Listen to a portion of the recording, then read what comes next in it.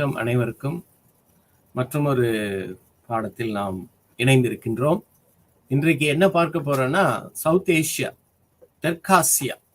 இந்த உலகத்தில் தெற்காசியா என்ற ஒரு பிராந்தியம் மிக மிக முக்கியமானதாக கருதப்படுகிறது. இந்த 21ஆம் நூற்றாண்டில் இந்தியா இந்த G20 தலைமை ஏற்று நடத்தி மிகவும் ஒரு அருமையான ஒரு சக்சஸ்ஃபுல்லாக முடித்திருக்கிறது. உலகளாவிய ஒரு பெருமைக்குரியதாக இருக்கிறது. அது இந்த தெற்காசியா நாட்டில் தான் நடந்தது. ஸோ இந்த தெற்காசியா என்பது இதனால என்ன, படிக்கிறதுனால என்ன பயன், இதை தெரிஞ்சுக்கிறதுனால என்ன பயன் அப்படிங்க பார்க்கும்பொழுது, இது ஒரு ஜியோகிராபிக்கலி வெரி ஸ்ட்ராட்டஜிக் பிளேஸ். ஏன்னா சவுத் ஏஷியான்னு நீங்க எடுத்துக்கிட்டீங்கன்னா இதுல மொத்தம் 8 நாடுகள் இருக்கு. ஆப்கானிஸ்தான், பங்களாதேஷ், பூட்டான், நேபாள், இந்தியா, பாகிஸ்தான், மால்தீவ்ஸ், தென் ஸ்ரீலங்கா. இந்த 8 நாடுகளையும் உள்ளடக்கிய ஒரு பிராந்தியம் தான் தெற்காசியா. ஸோ இதை படிக்கிறதுனால நம்ம என்ன தெரிந்து கொள்வோம் என்றால், இதனுடைய அரசியல், பொருளாதாரம், தென் யுக்தி அடிப்படையில் எப்படி இந்த பிராந்தியம் விளங்குகிறது, எவ்வாறு உலகுக்கு இது முக்கியத்துவம் வாய்ந்ததாக இருக்கிறது என்று நாம் பார்க்கலாம். அதோடு மட்டுமல்லாமல் ஹியூமன் டெவலப்மெண்ட் இண்டெக்ஸ்ல இது எப்படி இருக்கிறது, அதாவது மனித வள குறியீடுல இது ரொம்ப முக்கியமான ஒரு இடமாக இருந்தாலும் மனித குறியீடுல நம்ம பின்தங்கி இருக்கிறோம். அதெல்லாம் பார்க்கலாம்.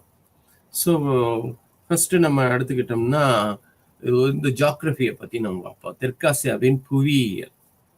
ஸோ இது தெற்காசியாவில் உலகினுடைய மக்கள் தொகையில நம்ம ஆல்மோஸ்ட் 2 பில்லியன் மக்கள் தொகை கொண்டிருக்கோம். 2 பில்லியன். நம்மளுடைய இந்தியாவினுடைய மக்கள் தொகை எடுத்துக்கிட்டீங்கன்னா இப்போ ரீசெண்டா 1.38, ஆல்மோஸ்ட் 1.4 பில்லியன். இப்ப இந்த உலகத்தினுடைய மக்கள் தொகையில 4ல் 1 பங்கு வச்சிருக்கிறோம். So which means 25% of the population reside in this geographical area.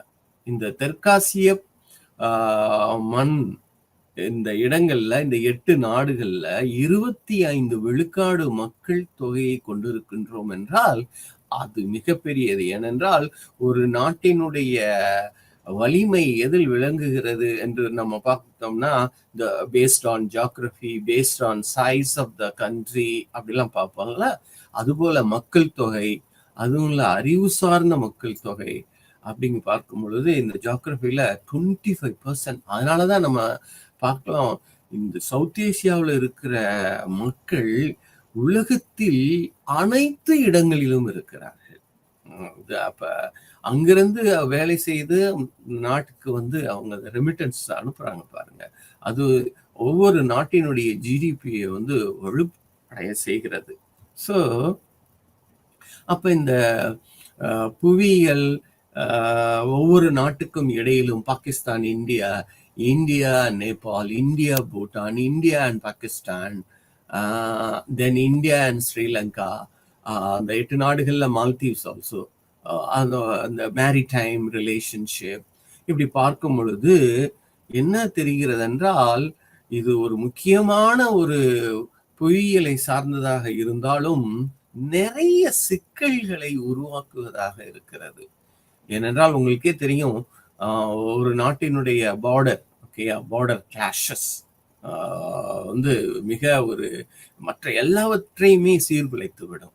So இது ஒரு பெரிய சிக்கலாக இருக்கிறது, இன்றும் இருந்து கொண்டுதான் இருக்கிறது. ஸோ அப்ப இந்த தெற்காசியாவில் உள்ள நாடுகளுக்கிடையே உறவுகளை பாதிக்கக்கூடியதாக இருக்கிறது. இப்ப எடுத்துக்காட்டாக நம்ம எடுத்துக்கிட்டோம்னா, இந்த நதிநீர் பங்கீடு. இப்போ ரீசெண்டா கூட நம்ம பார்ப்போம், between state to state, between அதாவது தமிழ்நாடுக்கும் கர்நாடகாவுக்கும், தமிழ்நாடுக்கும் ஆந்திராவுக்கும், தமிழ்நாடுக்கும்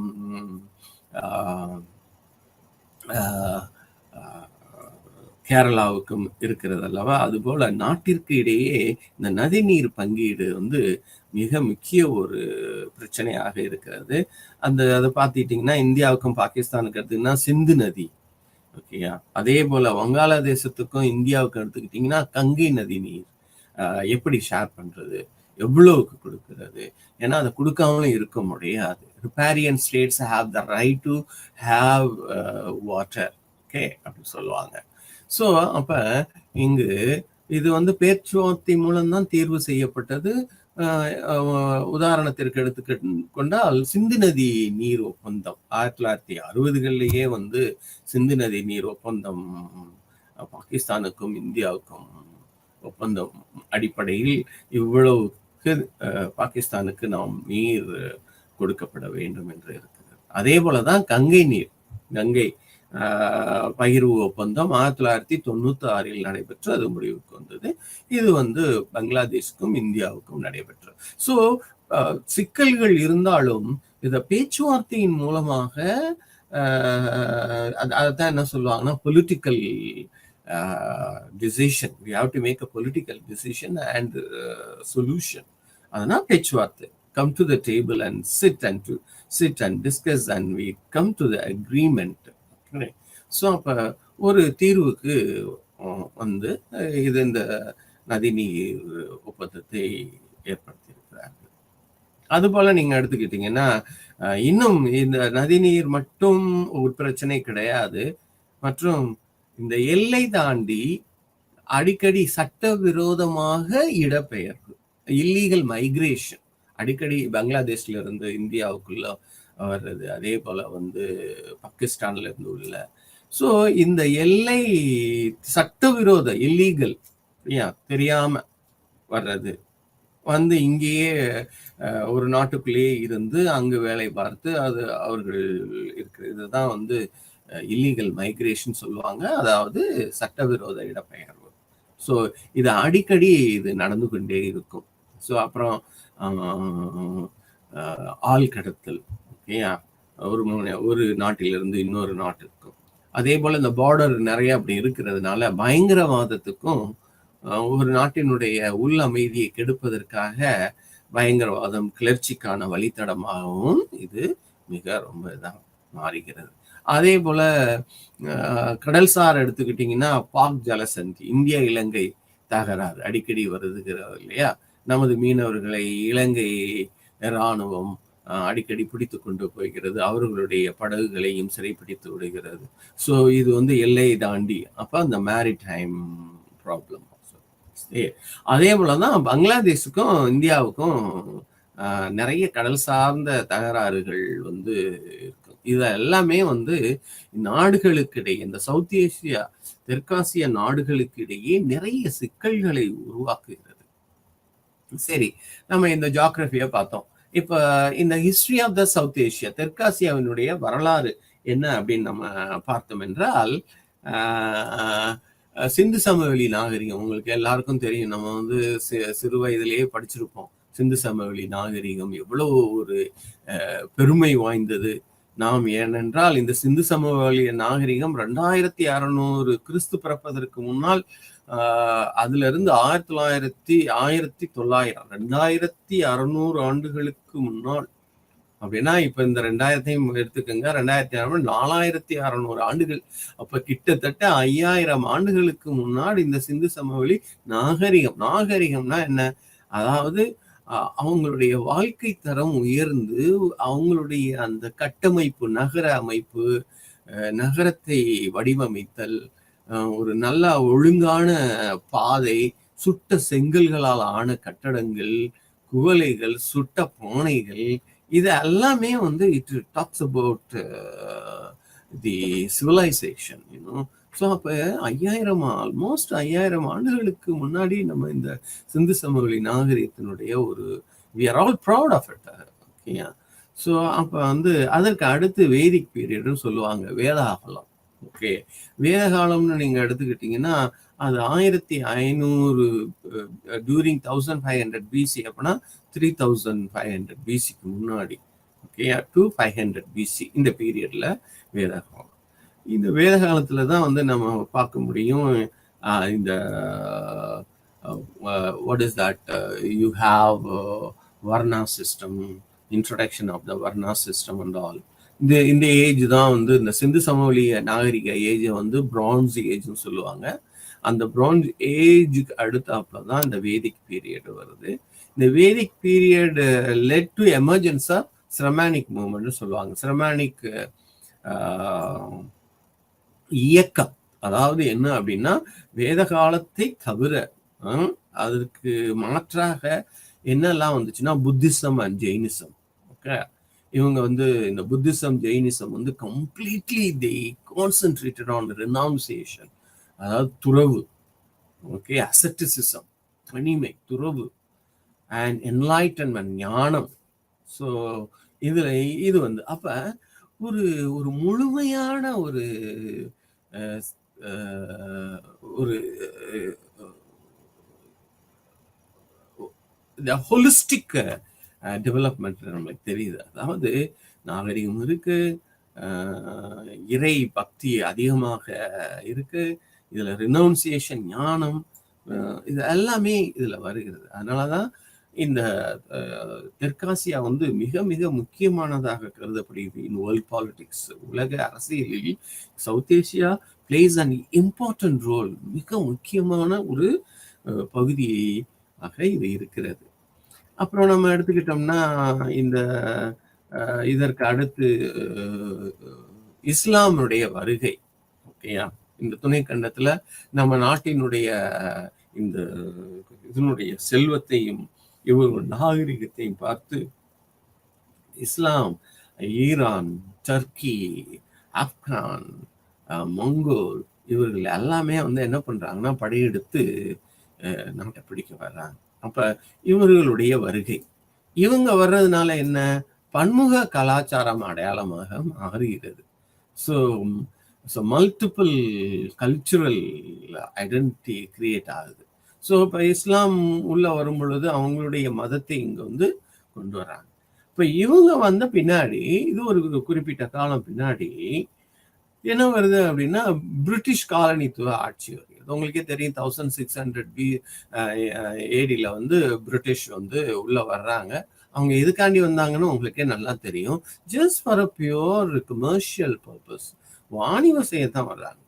ஆனா வாணிபம் செய்ய வர்றதுக்கு வந்துட்டு அவங்க ஒரு அக்ரிமெண்ட் பார்த்துட்டு இங்க உள்ள செல்வ செழிப்புகளையும் இதெல்லாம் பார்த்துட்டு ஒரு ஆசை வந்துருது, இவங்களையும் நம்ம வந்து ஆள முடியாது. அப்ப அவங்க வந்து நம்ம நாட்டினுடைய அந்த பகுதியினுடைய இதை விட அவங்களுடைய படை மேன்மையாக இருக்கிறதுனால லைக் கன் அண்ட் பீரங்கி இதெல்லாம் இதை வைத்து என்ன பண்றாங்கன்னா கொஞ்சம் கொஞ்சமாக நமது பகுதிகளை, பிரின்சிபாலிட்டிஸ், அரசர்களை பிடித்து அவங்க நிர்வகிக்க ஆரம்பிக்கிறாங்க.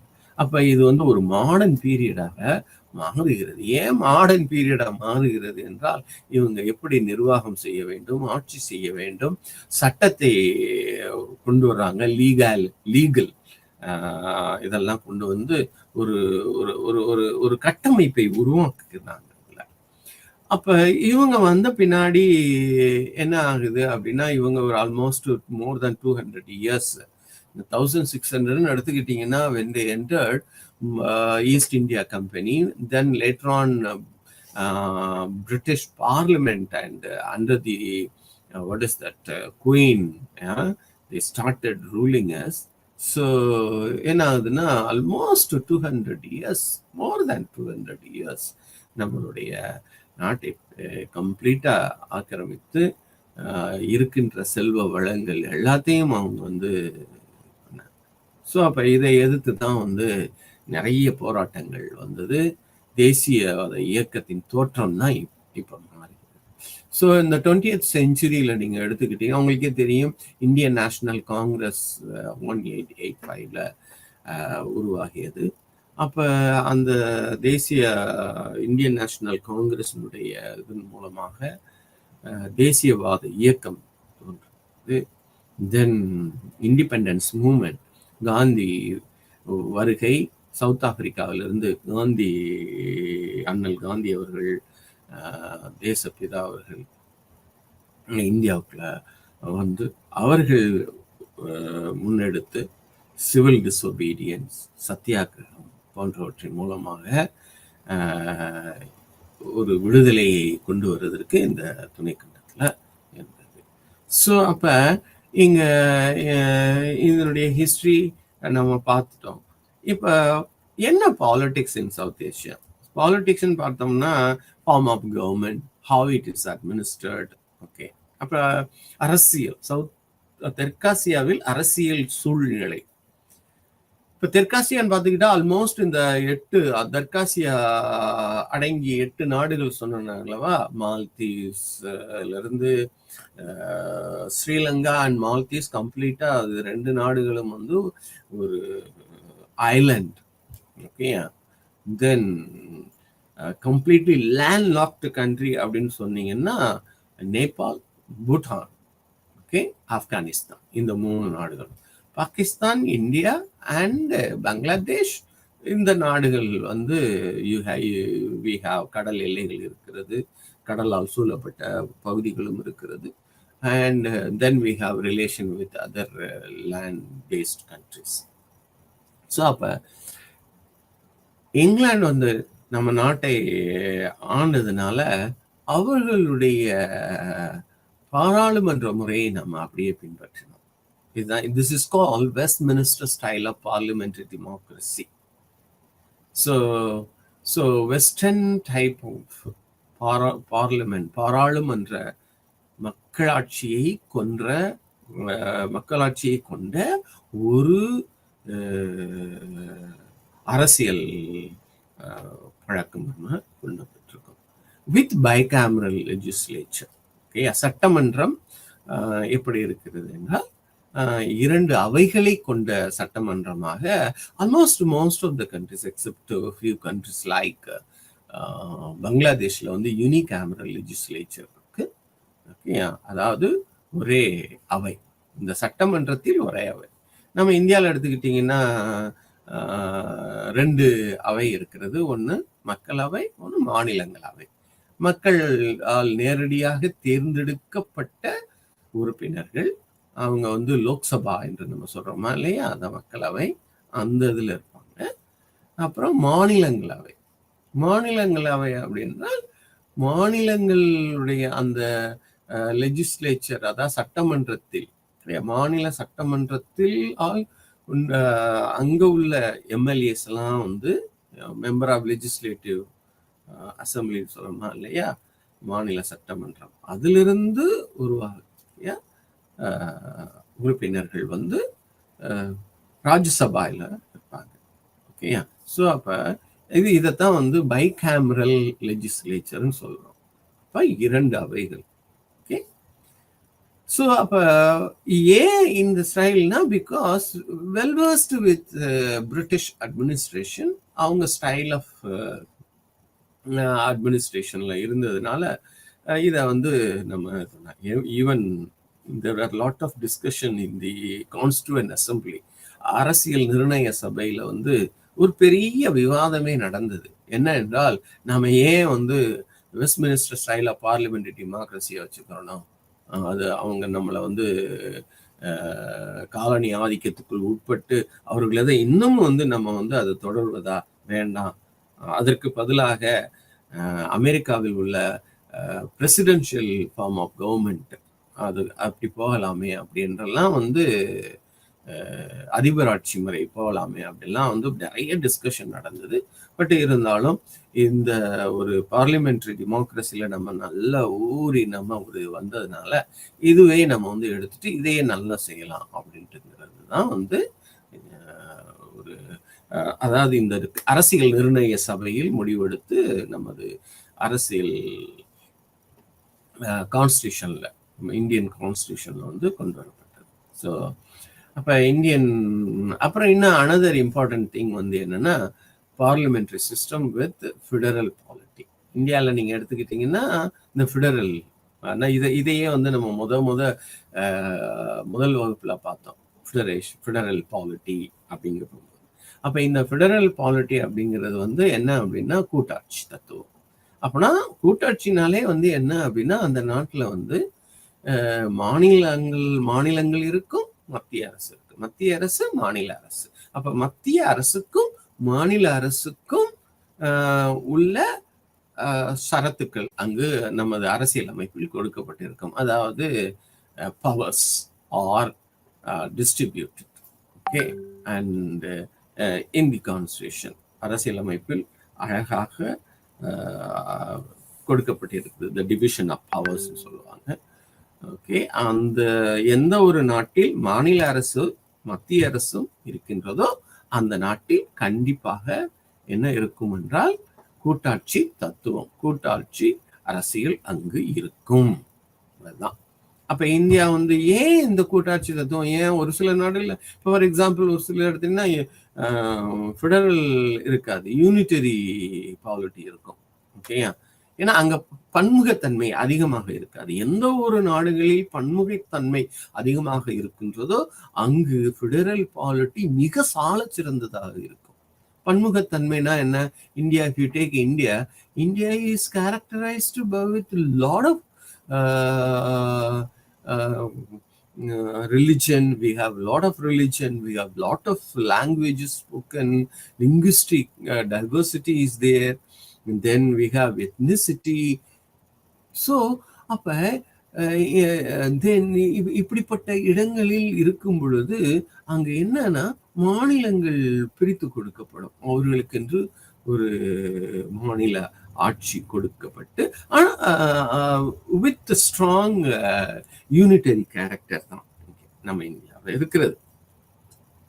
இப்ப ரெண்டாவது நம்ம பாகிஸ்தானை நம்ம எடுத்துக்கிட்டோம்னு வச்சுக்கோங்களேன். பாகிஸ்தான் எடுத்துக்கிட்டீங்கன்னா அங்கேயும் வந்து பார்லிமெண்டரி சிஸ்டம். உங்களுக்கே தெரியும், பாகிஸ்தான் இந்திய அந்த இதுல இருந்து பிரிந்து 1947 இந்தியா எப்பொழுது சுதந்திரம் அடைந்ததோ அதற்கு முந்தின நாள் வந்து பாகிஸ்தான் சுதந்திரம் வாங்கி அவர்களுக்கென்று ஒரு தனி நாடை உருவாக்கியது. உங்களுக்கே நல்லா தெரியும், படிச்சிருப்பீங்க, தட் இஸ்லாமிக் ஸ்டேட். இதுவும் ஒரு பாராளுமன்ற முறையை கொண்டதுதான். இவங்களும் they also follow the parliamentary system with bicameral legislature. நான் சொன்னா இல்லையா, bicameral legislature, பைனா 2, கேமரானா அவை. அப்ப சட்டமன்றம், அதாவது நாட்டில் ஓகே மத்திய அரசில் 2 சட்டசபையை கொண்டிருக்கும். ஓகே, 2 அவைகளை கொண்டிருக்கும். அதுதான் அந்த சட்டமன்றத்தில் 2 அவை. அது பாராளுமன்ற முறையை கொண்டதாக இருக்கும். ஓகே, அங்க வந்து என்ன, நான் இந்தியாவில் இருக்கிற மாதிரி லோக்சபா, ராஜ்யசபா, அங்க வந்து senate as the upper house அந்த national assembly. Okay, national house the lower house. நம்ம இதில் lower house Lok Sabha, upper house Rajya Sabha, மாநிலங்களவைன்னு சொல்றோமா இல்லையா, அங்க வந்து just senate as the upper house and national assembly lower house. So ஆனால் நீங்கள் எடுத்துக்கிட்டிங்கன்னா இனிஷியலா பாகிஸ்தான் பிரிந்து தனி நாடாக அவர்கள் ஆட்சி செய்த பொழுது அது வந்து ஒரு செமி பிரசிடென்ஷியல் ஃபார்ம் ஆஃப் கவர்மெண்டாக இருந்தது. ஓகேயா, பாதி அதிபர் ஆட்சி முறை அரசாங்கத்தை கொண்டதாக இருந்தது. இதுல வந்து there is a increasing role of military in government. அரசாங்கத்தில் மிலிட்டரியினுடைய, இராணுவத்தினுடைய ரோல் மிக மிக அதிக பங்கு வைத்து கொண்டிருந்தது. இப்பயுமே நம்ம பார்க்கலாம், Pakistan is not well settled in their parliamentary system because very often there is an election, very often there is toppling of the government. ஒரு அரசை கவிழ்த்து இன்னொரு அரசு வருவது, திடீர்னு பார்த்தா promulgation of military government. உங்களுக்கே தெரியும், அது வந்து அடிக்கடி அங்கு வந்து இன்னும் அது வந்து பாராளுமன்ற முறையில் என்ன நீட்டா செட்டில் ஆகாம இருக்கிறது. அதில் இந்தியா வந்து மிக மிக அற்புதமாக ஒரு செட்டில் ஆகி ஒரு வளர்ச்சியை நோக்கி போய்கொண்டிருக்கின்றது. இருந்தாலும் இந்த அந்த presidential semi presidential form of கவர்மெண்ட்டை வந்து கர்டைல் பண்ணி அதுக்கு இது பண்ணது வந்து 18th அமெண்ட்மெண்ட் 2010 நம்ம வந்து பார்க்க முடியும். ஓகே, அதற்கு அடுத்து பங்களாதேஷ் உங்களுக்கே தெரியும். பங்களாதேஷ் அது வந்து அதனுடைய ஹிஸ்டாரிக்கலா பார்க்க போகும்பொழுது பங்களாதேஷ் வந்து எப்படி என்றால் it has got a unicameral legislature. சொன்னா இல்லையா, பங்களாதேஷ் உங்களுக்கு தெரியும், பாகிஸ்தான் பிரிந்த பொழுது ஈஸ்ட் பாகிஸ்தானாக, அதாவது கிழக்கு பாகிஸ்தானாக விளங்கியதுதான் இந்த பங்களாதேஷ். அப்ப இந்த பங்களாதேஷ் வந்து தனி நாடாக 1970களில் தனி நாடாக மாறியது. ஓகே, அப்ப பார்க்கும் பொழுது அங்க பங்களாதேஷ் யூனிகேமரல் லெஜிஸ்லேச்சர் கால் ஜத்தியா சான்செட் அப்படிம்பாங்க. ஓகேயா, அங்க உள்ளதுல ஒரே அவைதான். ஓகேயா, 2 அவையெல்லாம் கிடையாது. அங்க அந்த ஒரே அவையில அதுக்குள்ள இருந்துதான் பிரைம் மினிஸ்டரையும் அவங்களுடைய சகாக்களையும் கேபினட் மினிஸ்டர்ஸையும் யார் அப்பாயிண்ட் பண்றாங்கன்னா பிரசிடென்ட் அப்பாயிண்ட் பண்றாங்க. ஓகே, ஸோ அப்புறம் அந்த எலக்டரல் கான்ஸ்டியூஷன் தொகுதி இருக்கு பார்த்தீங்களா, இந்த தொகுதி எல்லாமே based on the districts with specific populations. அங்க வித் டிஸ்ட்ரிக்ட், அங்க வந்து என்ன கிடையாது, மாநிலங்கள் கிடையாது. ஓகேயா, ஸோ பேஸ்ட் ஆன் டிஸ்ட்ரிக்ட்ஸ். அப்புறம் எடுத்துக்கிட்டோம்னா நேபாள் நம்ம எடுத்துக்கிட்டோம்னா வந்து என்ன அப்படின்னா, federal parliament they have. Okay, அதாவது கூட்டாட்சி தத்துவத்தை வைத்திருக்கின்றார்கள். பைகாமரல் லெஜிஸ்லேச்சர் அங்கேயும் இருக்கிறது. 2 அவைகளை கொண்ட சட்டமன்றம், அதாவது அங்க வந்து house of representatives and national அசம்பிளின்னு சொல்லுவாங்க. ஓகே, ஹவுஸ் ஆஃப் ரெப்ரசன்டேட்டிவ் அதான் வந்து நம்ம இதில் நாட்டில் லோக்சபா இருக்க டைரக்ட் எலெக்ஷன் ஃப்ரம் கான்ஸ்டிடுவன்சி நம்ம எதுன்றோம்ல, அது போல தான் அங்கேயும். அங்கே வந்து ஹவுஸ் ஆஃப் ரெப்ரசன்டேட்டிவ்ஸுங்கிறாங்க. எப்படி அமெரிக்காவில் வந்து house of representatives and senate அப்படி வச்சுருக்காங்கல்ல, அது போல் வந்து ஹவுஸ் ஆஃப் ரெப்ரசன்டேட்டிவ்ஸ். இந்த நேஷனல் அசம்பிளி, இந்த 7 national assembly consist of elected by electoral college from the provinces. So அப்போ இங்கே வந்து நேபாளில் ஒரு கூட்டாட்சி தத்துவம் விளங்குகிறது, பாராளுமன்றம் விளங்குகிறது, 2 அவைகளை கொண்ட ஒரு சட்டமன்றம் இருக்கின்றது. அங்கே வந்து ஆஃபீஸ் ஆஃப் த பிரசிடென்ட் வந்து 2008 தான் வந்து உருவாக்குறாங்க. அது வரைக்கும் வந்து என்ன அப்படின்னா மொனார்க்கினா உங்களுக்கு தெரியும், மன்னராட்சி இருந்தது. அப்போ அந்த 2008 வந்து மன்னராட்சி ஒழிக்கப்பட்டு அங்கு பிரசிடென்ட்ங்கிற ஒரு முறை கொண்டு வர்றாங்க. ஸோ அந்த 2008 இருந்து தான் அதிபர் வந்து அங்க பொறுப்பு இருக்கிறார். ஆட்டோமேட்டிக்கா அதிபர் அங்க ஃபெடரல் ஸ்ட்ரக்சர்னாலே உங்களுக்கு வந்து என்ன இருக்கும் அப்படின்னா, கண்டிப்பா வந்து there is a head of the state. You have the head of the state means here the head of the country. Okay, so he is called the president. So when head of the government and head of the state, generally head of the government either directly or indirectly elected by people, it's called democratic. Rather than democratic, sorry. Then the head of the state either directly indirectly elected by people, நேரடியாகவோ மறைமுகமாகவோ ஒரு நாட்டினுடைய தலைவரை மக்கள் தேர்ந்தெடுத்தால் அதற்கு பேரு குடியரசு. அப்ப நம்ம நாட்டுல குடியரசையும் கொண்டாடுறோம், மக்களாட்சி அதாவது இண்டிபெண்டன்ஸ் சொல்றோமா இல்லையா, இது 2ஐயும் கொண்டாடுறோம். ஸோ அப்ப நீங்க எடுத்துக்கிட்டீங்கன்னா, இந்தியாவில் நாட்டினுடைய தலைவர் யாரு, பிரசிடென்ட். இந்தியாவில் ஒரு அரசாங்கத்தினுடைய தலைவர் பிரைம் மினிஸ்டர். அப்ப 2 பேரையுமே வந்து மறைமுகமாகவோ அல்லது நேரடியாகவோ தேர்ந்தெடுத்தால் அதற்கு பேர் வந்து என்ன அப்படின்னா, ஹெட் ஆஃப் த கவர்மெண்ட்டுக்கு we call democratic form of government, then head of the state-க்கு we call it is a republic form of government. republicனா குடியரசு, then democraticனா மக்களாட்சி முறையை கொண்ட அரசு. இதுதான். அப்ப நேபாளிலையுமே என்ன, இப்போ 2008 இருந்து என்ன வந்துருச்சு அப்படின்னா, they have a head of the state and as well as head of the government. So Prime Minister is the head of the government and he enjoys the confidence of the majority. Nepal also has perfectly fit into the Westminster model of parliamentary system. So இது very கிளியரா இருக்கின்றது. அதுக்கு அடுத்தது வந்து ஸ்ரீலங்கா. ஸ்ரீலங்கா எடுத்துனா மற்ற நாடுகளை விட, இந்த தெற்காசிய நாடுகளை விட ஒரு it has got aberration from this Westminster. அதாவது aberrationனா அதை கொஞ்சம் விலகி, சற்று விலகி அதற்கென்று ஒரு தனித்துவமான ஒரு முறையை கொண்டு இருக்கிறது. இங்க வந்து என்ன அப்படின்னா செமி எக்ஸிக்யூட்டிவ் பிரசிடென்சி வச்சிருக்கிறாங்க. அப்ப செமி எக்ஸிக்யூட்டிவ் பிரசிடென்சினா எப்படி அப்படி என்று கேட்டால், பிரசிடென்ட் இஸ் வெரி பவர்ஃபுல். அதாவது அமெரிக்காவில் இருக்கக்கூடிய பிரசிடென்சியல் சிஸ்டத்தையும் கொஞ்சம் எடுத்து, இங்க இருக்கக்கூடிய பாராளுமன்றத்தில் இருக்கக்கூடிய எதையும் எடுத்து ஒரு கலவையாக அவங்க வைத்திருக்கிறாங்க. பட் இருந்தாலும் இந்த செமி எக்ஸிக்யூட்டிவ் பிரசிடென்சி பாதி அதிபராட்சி முறை என்ற ஒரு முறை 1978 கான்ஸ்டிடியூஷன்ல கொண்டு வரப்பட்டது. அங்கு யார் பவர்ஃபுல் அப்படின்னு கேட்டீங்கன்னா, president is very powerful. President எப்ப வேணாலும் பிரைம் மினிஸ்டரை அவர் நீக்கலாம்.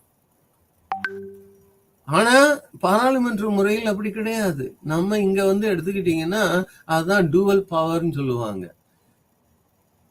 Nominal executive and real executive. பெயரளவிலான அதிகாரம், உண்மையான அதிகாரம். இப்ப பாராளுமன்ற முறையில் யார்கிட்ட உண்மையான அதிகாரம் இருக்கிறது என்று கேட்டால், it rests in the parliament and rests automatic. Parliament means who has got the majority party and who leads the government, that is prime minister and council of ministers. So it means the council of ministers. இதுதான் Westminster model. So அவங்ககிட்ட தான் உண்மையான அதிகாரம் இருக்குது, president கிடையாது. So president he acts according to the advice of the cabinet and the council of ministers. ஆனா இங்க ஸ்ரீலங்காவில் எடுத்துக்கிட்டீங்கன்னா அப்படி கிடையாது. ஸ்ரீலங்காவில் எப்படி இருக்கு அப்படின்னு கேட்டீங்கன்னா, it's a system of presidential system, almost like American constitution, which provides presidential form of government. அப்ப பிரசிடென்ட் என்ன சொல்றாரோ, என்ன செய்யறாரோ அங்க அதை எடுக்கும். ஸோ அப்போ ஸ்ரீலங்கா வந்து completely different from other south Asian countries. தெற்காசிய நாடுகளில் கம்ப்ளீட்டா ஒரு டிஃப்ரெண்டான ஒரு முறையை தான் வந்து இவங்க வச்சிருக்கிறாங்க. Okay. So earlier Sri Lanka had a bicameral legislature. In 1972 it was made unicameral with the abolition of Senate with the National State Assembly. Okay, or the current parliament being only house. இப்பொழுது நீங்க எடுத்துக்கிட்டீங்கன்னா, முன்னாடி வந்து அவங்க வந்து பைகாமரல் legislature வச்சிருந்தாங்க. பைகாமரல் means 2 அவைகளை கொண்ட சட்டமன்றம். ஒன்று லோயர் ஹவுஸா இருக்கும், இன்னொன்னு அப்பர் ஹவுஸா இருக்கும். இப்ப ஸ்ரீலங்கால கம்ப்ளீட் 1972க்கு அப்புறம் அவங்களும் பங்களாதேஷ போல ஒரே அவையை வைத்துக் கொண்டார்கள். ஆனா நீங்க ஸ்ரீலங்காவுடைய பாலிடிக்ஸ் எடுத்துட்டீங்கன்னா, அங்க multi culture, multi ethnic, multi lingual, multi religious. அப்ப அந்த ஸ்ரீலங்காவுக்கு ஒரு கரெக்டானது என்ன இருக்கணும் அப்படின்னு கேட்டீங்கன்னா, as a political student and as I am teaching for a long time political concepts, அங்கு ஃபெடரல் ஸ்ட்ரக்சர் இருக்கணும், பைகாமரல் லெஜிஸ்லேச்சர் இருக்கணும். இதுதான் ரொம்ப ஒரு நல்ல ஒரு அமைப்பாக இருக்க முடியும். ஆனால் அதற்கு இது அவங்களுடைய பாலிட்டிக்கு மாறாக ஒரு வலுக்கட்டாயமாக இப்படிப்பட்ட ஒரு யூனிகேமரல் லெஜிஸ்லேச்சரையும் அண்ட் யூனிட்டரி சிஸ்டம் ஆஃப் கவர்மெண்ட்டையும் வச்சிருக்கிறதுனால தான் அங்கே அடிக்கடி ப்ராப்ளங்கள் நடந்து கொண்டு இருக்கிறது. இன கலவரங்கள் இதெல்லாம் நடந்து கொண்டு இருக்கிறது. ஓகே, அதுக்கு அடுத்தது வந்து பூட்டான் நம்ம பார்ப்போம். அவங்களுடைய பொலிட்டிக்கல் ஸ்ட்ரக்சர்ஸ் எப்படி இருக்கு அப்படின்னு பார்க்கும் பொழுது, பூட்டான் வந்து எடுத்துக்கிட்டிங்கன்னா, it is a unicameral system.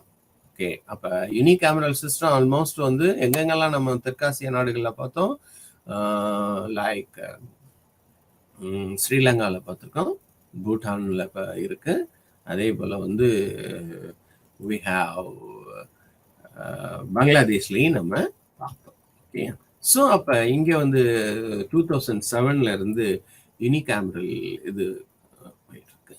ஓகேயா, and constitutional monarch is the king. Okay, yeah, so they have a constitutional monarch. Okay, is the king who appoints the prime minister and his cabinet.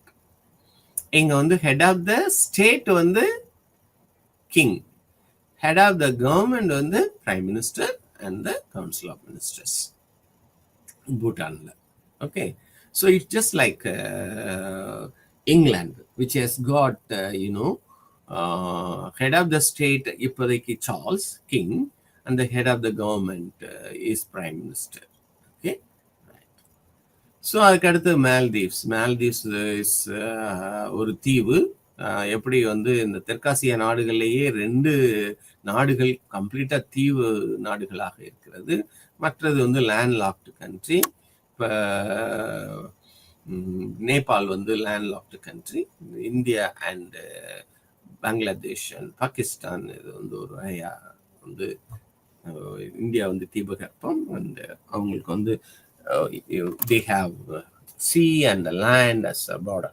But இங்கே மால்தீவ்ஸ் வந்து completely okay is surrounded by water. அப்போ இங்கே வந்து presidential form of government with unicameral legislature. So எங்கேயும் பார்த்துக்கிட்டிங்கன்னா யூனிகேமரல் legislature இருக்கு, ஒரு அவையான சட்டமன்றம், ஒரு வகையான பாராளுமன்றம், ஒரு அவையை கொண்ட பாராளுமன்றம். இங்கே வந்து presidential form of government, and president is completely control of the government, the state and the government. மால்தீவ்ஸ்ல வந்து இங்க பிரசிடென்ஷியல் ஃபார்ம் ஆஃப் கவர்மெண்ட் எடுத்துக்கிட்டீங்கன்னா ஹெட் ஆஃப் த ஸ்டேட்டும் அவர் தான், ஹெட் ஆஃப் த கவர்மெண்ட் அவர் தான். எப்படி அமெரிக்காவில் ஹெட் ஆஃப் த ஸ்டேட்டும் பிரசிடென்ட் தான், head of the கவர்மெண்ட்டும் president தான். ஓகே, அங்கே வந்து இரட்டை தலைமை கிடையாது. அதுதான் சொல்லுவோம் nominal head and real head, nominal powers real powers. இப்போ பாராளுமன்றத்தில் எடுத்துக்கிட்டிங்கன்னா இந்த இரட்டை தலைமை கொண்டது இருக்கும். அதுதான் வந்து பார்லிமெண்ட்டினுடைய இதுக்கு வந்து ஒரு சிறப்பு அம்சமாக அங்கே இருக்கும். ஆனால் பிரசிடென்ஷியல் ஃபார்ம் ஆஃப் கவர்மெண்ட்ல என்ன இருக்கும் அப்படின்னா, ஹெட் ஆஃப் த ஸ்டேட்டும் ஒரே அந்த பிரசிடென்ட் தான், ஹெட் ஆஃப் த கவர்மெண்ட்டும் பிரசிடென்ட் தான். Just like the America. But in அமெரிக்காவில் அங்கே என்ன இருக்கு அப்படின்னா 2 அவைகளை கொண்ட காங்கிரஸ். அங்கே நம்ம பாராளுமன்றம் சொல்றோமா இல்லையா, அங்கே வந்து காங்கிரஸ்ன்னு சொல்லுவாங்க. அங்கே 2 அவைகளை கொண்ட காங்கிரஸ் இருக்கு. ஆனால் இங்கு ஒரே ஒரு அவையை கொண்ட சட்டமன்றம் தான் இங்கு இருக்கிறது, அல்லது வந்து காங்கிரஸ். ஓகேயா, ஆப்கானிஸ்தான் நீங்க எடுத்துக்கிட்டீங்கன்னா, ஆப்கானிஸ்தான் அதாவது இடையில் சேர்க்கப்பட்டது. ஆப்கானிஸ்தான் வந்து is Islamic state which is governed by Sharia law and பஸ்துவாலி. ஓகேயா, ரைட்டா, இவங்களுடைய சட்டத்தின் பிரகாரம் தான் அந்த ஆப்கானிஸ்தான் இப்பொழுது நிர்வகிக்கப்படுகிறது. It is Islamic state, it's clear religious state. Okay, அப்போ இப்போ வந்து தாலிபான் ஆட்சி செய்து கொண்டிருக்கிறார்கள். ஸோ ஸ்ட்ரிக்ட், பயங்கர ஸ்ட்ரிக்டாக இதை என்ஃபோர்ஸஸ், ஒரு கடினமான சட்டத்திட்டங்களை கொண்ட ஒரு ஆட்சியாக இருக்கும். So Afghanistan has been Afghanistan வந்து பலதரப்பட்ட ஆட்சி மாறி வந்திருக்கிறது. மன்னர் ஆட்சி இருந்திருக்கிறது, குடியரசு ஆட்சியினர் இருந்திருக்கிறது, தியோக்ரசி, அதாவது தியோக்ரசினா கம்ப்ளீட்டா கடவுளுடைய ஆட்சின்னு சொல்லுவாங்க. தியோனா கடவுள், கிராசினா rule of god. Okay, so it's nothing but the Afghanistan, and that's why they call it is a very backward form of government, backward form of law, backward form of governance system. Still it has not that much modernized Because still they have faith on the theocracy, okay, yeah, where the God really rules like that. So it's their faith. Then political parties நம்ம எடுத்துக்கிட்டிங்கன்னா South ஏஷியாவில் very wherever there is a democratic system, certainly you have political parties. Political parties இல்லாத எந்த ஒரு இதுவுமே வந்து democratic செட்டப்ல இருக்க முடியாது. ஆகவே இங்க வந்து நீங்க எடுத்துக்கிட்டீங்கன்னா நாடுகள் அரசியல் சித்தாந்தம், அடையாளம் மற்றும் இனம் ஆகியவற்றின் அடிப்படையில் பல கட்சி அமைப்பை நம்ம கொண்டிருக்கோம். இப்ப சவுத் ஏஷியால வந்து முன்னாடியே பார்த்தோம்னா multi cultural society, multi lingual society, multi ethnic society, multi religious society. அப்போ ஆட்டோமேட்டிக்கா பாலிடிக்ஸ் எப்படி இருக்கும் அப்படின்னா அந்த ஒரு குரூப் ஃபார்மேஷன் இருக்கும். அந்த குரூப் என்ன பண்ணும் அப்படின்னா தங்களுக்கு தேவையான ஒரு தேவைகளை அந்த அரசாங்கத்திலிருந்து பெறுவதற்காக they form a group, maybe the mobilization, the earlier நம்ம அந்த ஐடென்டிட்டி பாலிடிக்ஸ் படிச்சோம் இல்லையா, அது போலதான். Then later on the social mobilization will lead to political mobilization, social movement to political movement. அப்ப என்ன ஆகும், சித்தாந்தத்தின் அடிப்படையிலையும் கட்சிகள் இருக்கலாம், ஜாதிவாரி அடிப்படையிலையும் கட்சிகள் இருக்கலாம், இன அடிப்படையிலையும் கட்சிகள் இருக்கலாம். அதனாலதான் வந்து இங்க நீங்க எடுத்துக்கிட்டீங்கன்னா இந்தியால இட் இஸ் அ மெல்டிங் பாட் அப்படின்னு சொல்லுவாங்க. எக்கச்சக்கமான கட்சிகள் இருக்கின்றது. இந்த கட்சிகள் பிராந்திய அடிப்படையில் இருக்கிறது, ஜாதி அடிப்படையில் இருக்கிறது, மத அடிப்படையில் கட்சிகள் இருக்கிறது, தென் இன அடிப்படையிலும் கட்சிகள் இருக்கிறது. ஸோ ஆக அப்போ ஒவ்வொரு இடங்களையும் நம்ம பார்த்துக்கிட்டோம்னா இது இந்த கட்சி முறை வந்து அந்தந்த நாடுகளுக்கு ஏற்றவாறு, அந்தந்த தேவைகளுக்கு ஏற்றவாறு இந்த கட்சி முறைகள் அங்கு பட்டிருக்கிறது. அதுக்கு அடுத்தது வந்து பொலிட்டிக்கல் ப்ராசஸ் நம்ம எடுத்துக்கிட்டோம்னு வச்சுக்கோங்களேன். இந்த தெற்காசிய அரசியல் செயல்முறைகளின் நம்ம ஆழமா பார்த்துட்டோம்னா பெரும்பாலான அரசியல் கட்சிகள் முழுவதும் ஒரு ஒன்றிணைந்த அமைப்பை காணலாம். என்னது ஒன்றிணைந்த அமைப்பு? த டைனஸ்டிக் பாலிடிக்ஸ். த டைனஸ்டிக் பாலிடிக்ஸ்னு நீங்க எடுத்தீங்கன்னா Nehru Gandhi family in India, okay. அதாவது டைனஸ்டிக் பாலிடிக்ஸ்னா தமிழ்ல என்ன சொல்லுவாங்கன்னா குடும்ப அரசியல் அப்படிம்பாங்க. அது தொன்று தொட்டு வந்து அந்த பாரம்பரியமான அந்த இது அப்படியே இப்ப நேரு இருக்கிறார் என்றால் நேருக்கு அடுத்து வந்து இந்திரா காந்தி, இந்திரா காந்திக்கு அடுத்து ராஜீவ் காந்தி, ராஜீவ் காந்திக்கு அடுத்து அந்த அவரு அந்த அந்த குடும்பத்தினுடைய அந்த இது அப்படியே வரும், பார்த்துக்கிட்டீங்களா? ஸோ அது போலதான் வந்து இது வந்து this is political process at the time. The Nehru Gandhi family in India சொல்லலாம், பூட்டோ ஷரீஃப் ஃபேமிலின்னு சொல்லலாம் பாகிஸ்தான்ல, குமாரனத்துங்கா அண்ட் ராஜபக்ச ஃபேமிலி இன் ஸ்ரீலங்கால சொல்லலாம், அண்ட் கொய்ரலா ஃபேமிலி இன் நேபாளில் சொல்லலாம். ஸோ இப்படிப்பட்ட இந்த ஃபேமிலி அங்கம் வைத்த இந்த கட்சிகள், அந்த ப்ராசஸ், இந்த செயல்முறைகள் வந்து ஒரு குறிப்பிட்ட காலங்கள் வந்து அந்த சவுத் ஏசிய அரசியலேயே வந்து அது முழுவதுமாக தனது கட்டுப்பாட்டுக்குள் அந்தந்த நாடுகளில் இவங்க இந்த கட்சி முறை வந்து ஆரம்பிக்கும். ஏன்னா இவங்க இழந்தது அதிகம். இவங்க அதனாலதான் மக்கள் மத்தியில் இவர்களுக்கு வந்து மிக செல்வாக்கு இருந்தது. இந்தியாவில் 1970, 80 வரைக்கும் வந்து எடுத்துக்கிட்டீங்கன்னா அதுதான் என்ன சொல்லுவாங்க, தோ India has got a multi party system, but literally speaking it's the single party which rules அப்படின்னா. ஆனா இப்பொழுது அப்படி கிடையாது. ஏன்னா ரீஜனல் பார்ட்டிஸ் வந்து நிறைய 1960கள்ல இருந்து என்ன ஆயிடுச்சு அப்படின்னா அந்தந்த ரீஜன்ல வந்து நிறைய பார்ட்டிஸ் தொடங்கப்பட்டது. ஃபார் எக்ஸாம்பிள் தமிழ்நாட்டில் எடுத்துக்கிட்டீங்கன்னா திராவிட கழகம், தென் Dravida Munnetra Kazhagam, then all India Anna Dravida Munnetra Kazhagam, அதற்கு அடுத்து எக்கச்சக்கமான பார்ட்டிகள். வந்து வந்துருச்சு. ஓகேயா? ஸோ அப்ப இது ரொம்ப கிளியரா நம்ம பார்க்க முடியுது. ஸோ ஒரு குறிப்பிட்ட டைம்க்கு அப்புறம் வந்து இந்த டைனஸ்டிக் பாலிடிக்ஸ் வந்து என்ன ஆகுதுன்னா, கொஞ்சம் மங்க தொடங்குகிறது. ஓகே. அது வந்து இங்க மட்டும் கிடையாது. த்ரூ அவுட் சவுத் ஏசியால நம்ம பார்க்க முடிகிறது. ஓகேயா?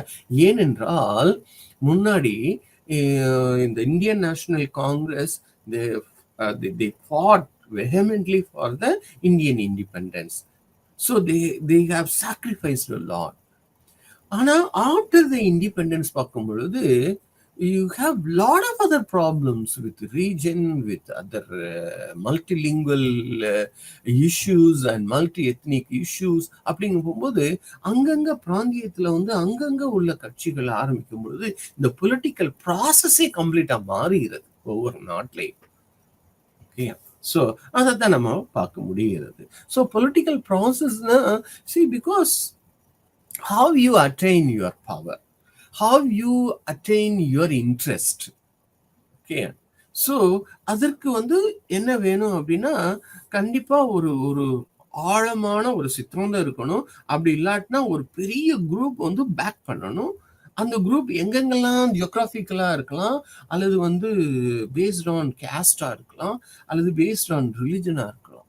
So this is how the politics affects in South Asia. So தெற்காசியாவில் இவ்வாறு இதன் நிமித்தமா தான் வந்து இந்த அரசியல் வந்து அது பாதிக்கப்படுகிறது. Then South Asia in global politics நம்ம எடுத்துக்கிட்டோம்னா உங்களுக்கே தெரியும், geopolitics plays a important role. அதாவது புவி அரசியல் இந்த உலகத்தில் இப்ப வந்து எடுத்துக்கிட்டோம்னா அந்த புவி அரசியல் தான் இப்ப அதிகமாக பேசப்படுகிறது.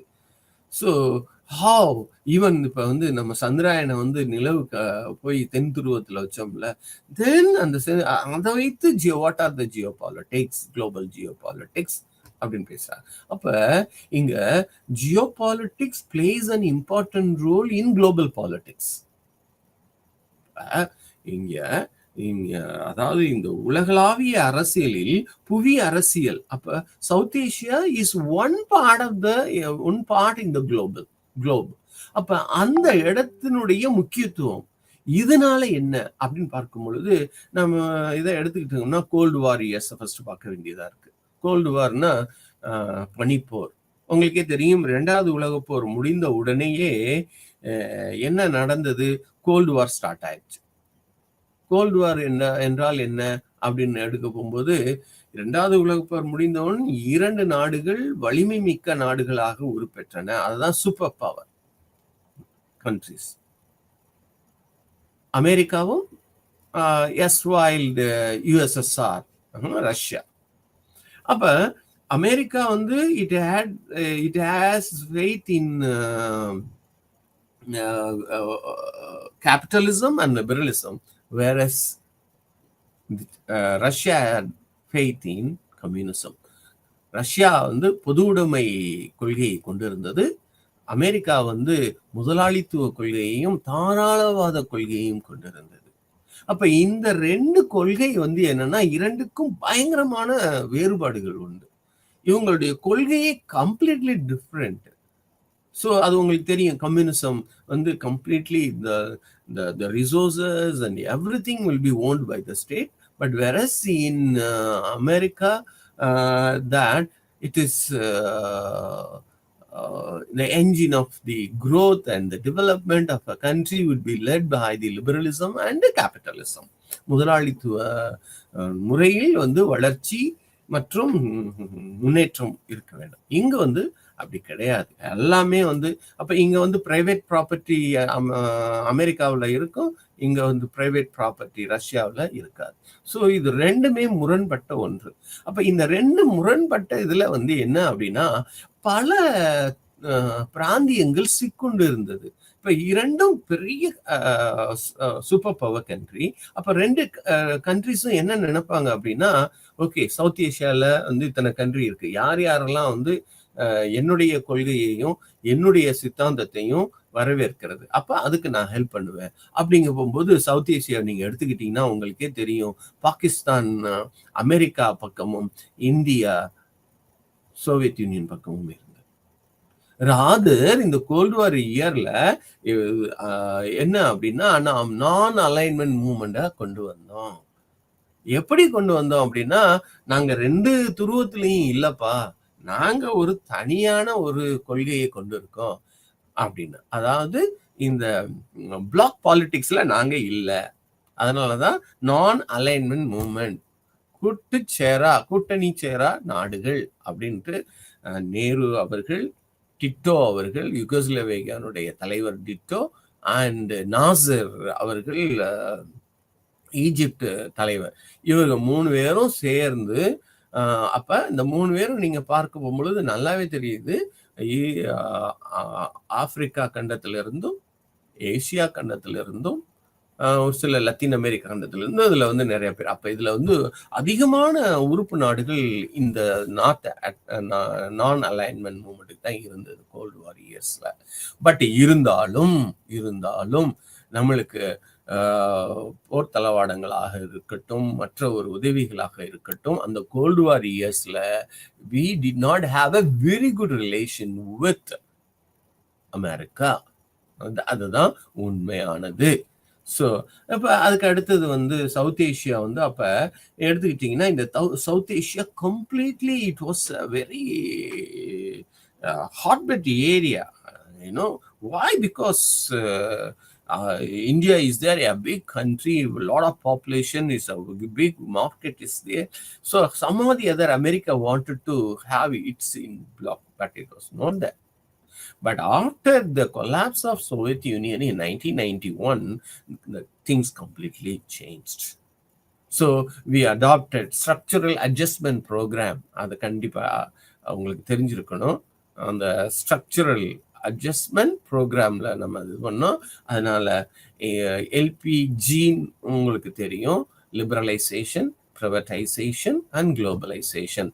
தாராளமயம், தனியார் மயம், உலகமயமாக்கல். இந்த 3 அடிப்படையில ஆட்டோமேட்டிக்கா சோவியத் யூனியனுடைய அந்த கம்யூனிசம் இது சிதறண்டு போன பின்னாடி most of the countries in the world, either இந்த ஏஷியா, ஆப்பிரிக்கா, லாட்டின் அமெரிக்கா, இந்த நாடுகள் எல்லாமே வந்து ஒரு வகையில இப்போ வந்து இந்த ஸ்ட்ரக்சரல் அட்ஜஸ்ட்மெண்ட் ப்ரோக்ராம் போயிடுச்சு. அப்பதான் வந்து என்ன கிடைக்கும் அப்படின்னா, you will have lot of fund from IMF, World Bank and bilateral institutions and multilateral institutions and with other countries. So South Asia and the global war on terror எடுக்க போகும்போது is another, that in only when America's Twin Tower was attacked, then they realized what exactly the terrorism was. அதாவது பயங்கரவாதம்னா என்ன அப்படிங்கிறது வந்து எப்போ அவங்களுக்கு உண்மையாகவே ரொம்ப ஒரு இதா வந்து தெரிந்ததுன்னா, அவங்களுடைய ட்வின் டவர்ஸ், இரட்டை கோபுரம் தாக்கப்பட்ட பொழுதுதான் டெரரிசம். அப்ப automatically the whole focus was on south Asia. ஏன்னா அது வரைக்கும் நம்ம இந்தியாவை வந்து இந்த டெரரிஸ்ட் வந்து அடிக்கடி வந்து பயங்கரவாதிகள் வந்து எல்லை தாண்டி நமது நாட்டை வந்து துன்புறுத்திட்டு இருந்தாங்க, உங்களுக்கே தெரியும், பாகிஸ்தான் இதுல இருந்து.